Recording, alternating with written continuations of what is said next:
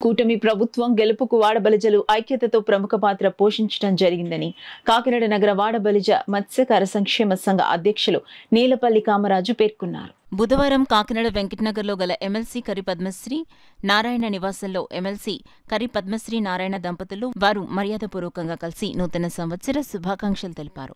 ఈ సందర్భంగా ఎమ్మెల్సీ కరి పద్మశ్రీ మాట్లాడుతూ నగర ప్రజలకు నూతన సంవత్సర శుభాకాంక్షలు తెలిపారు.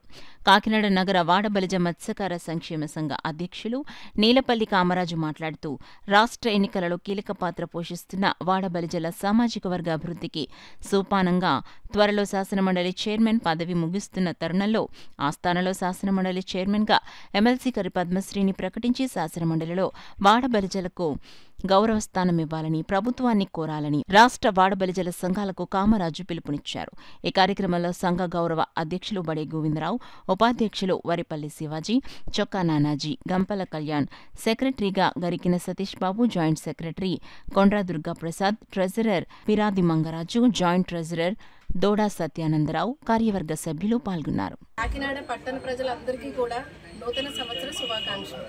మరి ఈ రోజు ఒక నిర్ణయం తీసుకొని ఎంపవర్మెంట్ వైపు యూతే కాదు, పెద్దలే కాదు, అందరూ కూడా ఒక ముందడుగు వేయాలని కోరుకుంటున్నాం. ఎందుకంటే ఈ రోజు అన్నది రేపు డెవలప్మెంట్ సూచిస్తుంది. అంటే మనం ఈ రోజు వేసిన అడుగు రేపు తరతరాలకి ఉపయోగపడాలని చెప్పి, అలాగే అందరూ యూత్ పెద్దవాళ్ళు అందరూ కూడా, నా సోదరులు అందరూ కూడా కలిసి ఉండి మంచి చేసి మన పిల్లలకి ఒక ఇన్స్పిరేషన్గా నిలవాలని చెప్పి కోరుకుంటూ అందరూ కూడా ఆయు ఆరోగ్యం అష్టైశ్వర్యాలతో సుఖ సంతోషాలతో వర్ధిల్లాలి, అలాగే వ్యాపారంలో కూడా వృద్ధి చెంది పైకి రావాలని చెప్పి కోరుకుంటున్నాను.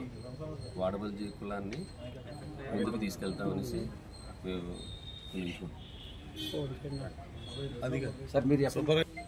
వాడబలిజీ అసోసియేషన్ ఫామ్ అవ్వడానికి మా ఎమ్మెల్సీ గారు చాలా సపోర్ట్ చేశారండి. మా కులాన్ని కాకినాడలో 35,000 మంది వాడబలిజీ కులస్తులు ఉన్నారు.